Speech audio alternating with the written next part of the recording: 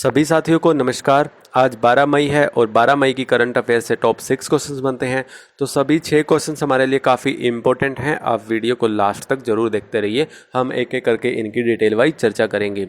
आप इसका पीडीएफ भी डाउनलोड कर सकते हो। डिस्क्रिप्शन में मैंने इसका लिंक दिया हुआ है, आप इसे पीडीएफ के माध्यम से भी पढ़ सकते हो। तो चलिए शुरुआत करते हैं। जैसा कि आपकी स्क्रीन के सामने पहला क्वेश्चन है, किसने मानक स्वास्थ्य बीमा पॉलिसी आरोग्य संजीवनी स्वास्थ्य बीमा पॉलिसी शुरू की है?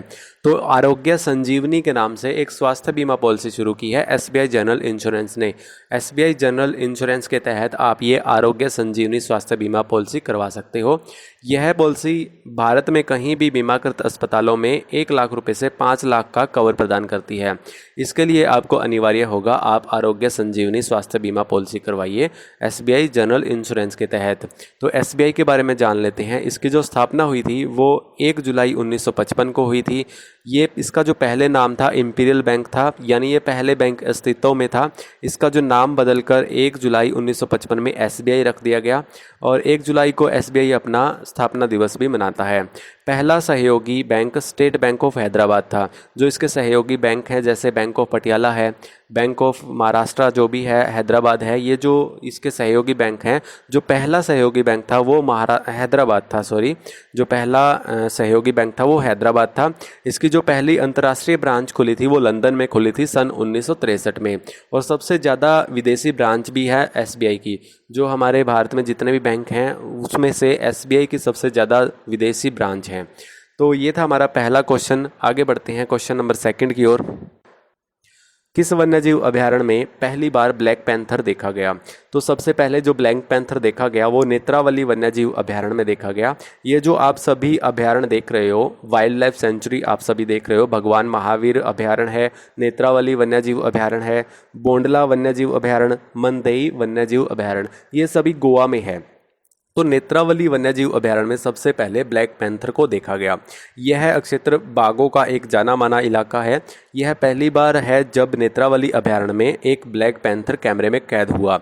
नेत्रावली वन्यजीव अभयारण्य विभिन्न जानवरों जैसे भारतीय बाइनस तेंदुए, मृग, स्ली भालुकों आदि का घर है। तो ये सब यहाँ पर नेत्रावली वन्यजीव अभयारण्य में पाए जाते हैं, बाइनस तेंदुए, मृग और स्ली भालू आदि। और गोवा की बात करते हैं तो ये 1961 में केंद्र प्रशासित देश बना। ये पहले पुर्तगालियों के अधीन था। भारत सरकार ने इसे आज़ाद करवा के सन 1961 में केंद्र शासित प्रदेश बना दिया गया और 1987 में इसे पूर्ण राज्य का दर्जा मिला। भारत का ये सबसे छोटा राज्य है, क्षेत्रफल के अकॉर्डिंग सबसे छोटा राज्य है। 3702 वर्ग किलोमीटर इसका एरिया है। यहाँ पर 2 जिले भी हैं। 2 जिले कौन कौन से हैं? पणजी है और एक मंडगांव है। मंडगांव और पणजी यहाँ पर 2 जिले हैं। इसकी जो राज्य जो भाषा है वो कोंकणी है। मुख्यमंत्री है प्रमोद सावंत और राज्यपाल है सत्यपाल मलिक। तो ये था हमारा दूसरा क्वेश्चन जिसमें हमने ब्लैक पैंथर के बारे में पढ़ा, जहां नेत्रावली वन्यजीव अभयारण्य में सबसे पहले देखा गया था।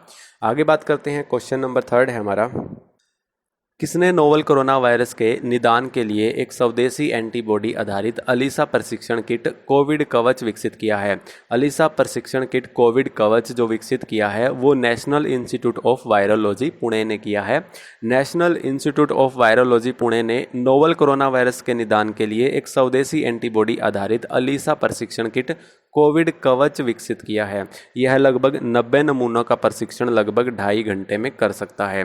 अलीसा टेस्ट क्या है, इसकी फुल फॉर्म क्या है? देखिए आपकी स्क्रीन के सामने है जो एंजाइम लिंक्ड इम्यून सॉर्बेट एसे, ये इसकी फुल फॉर्म है। इसका जो मेन उद्देश्य होता है कि जब हमारा शरीर किसी संक्रमण या रोग से ग्रस्त हो जाता है उस दौरान हमारे शरीर में एंटीबॉडीज या एंटीज सक्रिय हो जाते हैं जो हमारे शरीर में सूक्ष्म रोगाणुओं से लड़ने में हमारी मदद करते हैं।